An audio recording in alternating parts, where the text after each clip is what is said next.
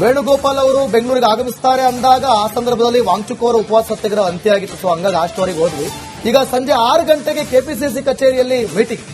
DCC ಅಧ್ಯಕ್ಷರ ಆಯ್ಕೆ ಸಂಬಂಧ ಮಹತ್ವದ ಚರ್ಚೆ. ಜಿಲ್ಲಾಧ್ಯಕ್ಷರ ಆಯ್ಕೆಗೆ ವೀಕ್ಷಕರನ್ನು ನೇಮಿಸಿದ್ದಾರೆ ಎಐಸಿಸಿ ವೀಕ್ಷಕರು. ರಾಜ್ಯ ನಾಯಕರ ಜೊತೆ ಸಂಜೆ ಮೀಟಿಂಗ್ ಇದೆ. ಜಿಲ್ಲಾ ಮಟ್ಟದ ಸಭೆ. ಎಐಸಿಸಿ ಜಿಲ್ಲಾಧ್ಯಕ್ಷರ ಹೆಸರು ಶಾರ್ಟ್ ಲಿಸ್ಟ್ ಬಳಿಕ ಹೈಕಮಾಂಡ್ನಿಂದ ಜಿಲ್ಲಾಧ್ಯಕ್ಷರ ಹೆಸರು ಫೈನಲ್ ಆಗುತ್ತೆ. ಸೊ ಹಾಗಾಗಿ ಇಂದು ಬೆಂಗಳೂರಿಗೆ ಕೆಸಿ ವೇಣುಗೋಪಾಲ್ ಅವರು ಆಗಮಿಸಿದ್ದಾರೆ. ಇದರ ಬೆನ್ನಲ್ಲೇ ಸಂಜೆ 6 ಗಂಟೆಗೆ ಕೆಪಿಸಿಸಿ ಕಚೇರಿಯಲ್ಲಿ ಸಭೆ ಕೂಡ ಇದೆ. ಡಿಸಿಸಿ ಅಧ್ಯಕ್ಷರ ಆಯ್ಕೆ ಸಂಬಂಧ ಚರ್ಚೆಯನ್ನು ಮಾಡ್ತಾರೆ. ಸೊ ಆಯ್ಕೆಗೋಸ್ಕರ ವೀಕ್ಷಕರನ್ನು ಕೂಡ ಎಐಸಿಸಿ ನೇಮಿಸಿದೆ.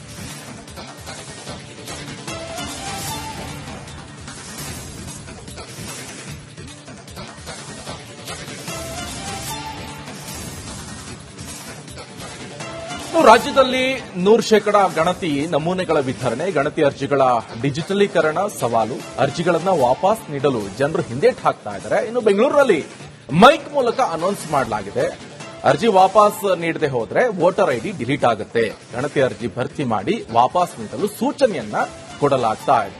ಮೈಕ್ ಮುಖಾಂತರ ಸೂಚನೆಯನ್ನ ನೀಡ್ತಾ ಇರುವಂತದ್ದು ನೋಡಿ. ಇದು ರಾಜ್ಯದಲ್ಲಿ 100% ಗಣತಿ ನಮೂನೆಗಳ ವಿತರಣೆಯನ್ನ ಮಾಡಲಾಗ್ತಾ ಇರುವಂತದ್ದು. ಗಣತಿ ಅರ್ಜಿಗಳ ಡಿಜಿಟಲೀಕರಣ ದೊಡ್ಡ ಸವಾಲಾಗಿ ಮಾರ್ಪಾಡಾಗಿದೆ. ಅರ್ಜಿಗಳನ್ನ ವಾಪಸ್ ಕೊಡಲು ಜನರು ಹಿಂದೇಟನ್ನ ಹಾಕ್ತಾ ಇದ್ದಾರೆ. ಬೆಂಗಳೂರಿನಲ್ಲಿ ಈ ನಿಟ್ಟಿನಲ್ಲಿ ಮೈಕ್ ಮೂಲಕ ಅನೌನ್ಸ್ ಅನ್ನ ಮಾಡಲಾಗ್ತಾ ಇದೆ. ಅರ್ಜಿ ಏನಾದ್ರೂ ನೀವು ವಾಪಸ್ ನೀಡದೆ ಹೋದ್ರೆ ವೋಟರ್ ಐಡಿ ಡಿಲೀಟ್ ಆಗುತ್ತೆ.